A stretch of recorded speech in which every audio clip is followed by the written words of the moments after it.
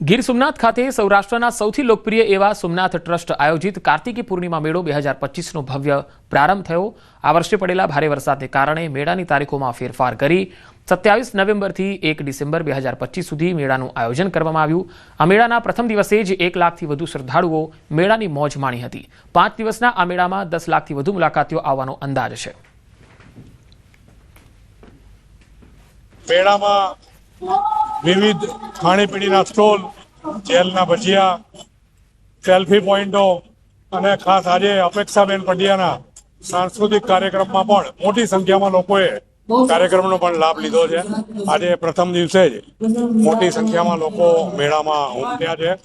5 દિવસના મેળામાં લગભગ 10 લાખથી વધારે લોકો મેળાનો લાભ લેશે। મેળામાં જે હસ્તકળાના જે લોકોએ જે પોતાના હાથે બનાવેલી વસ્તુઓ રાખી છે એ ખરેખર ખૂબ જ સુંદર છે અને હું બધાને અપીલ કરીશ કે આપણે વોકલ ફોર લોકલને પ્રોત્સાહન આપીએ અને એ વસ્તુઓ ખરીદીએ। ખાણીપીણીના સ્ટોલ પણ બધા ખૂબ જ સરસ છે, ખૂબ જ સરસ આયોજન છે, ખૂબ જ સગવડ છે અને સિક્યોરિટીની પણ પૂરી જ ધ્યાન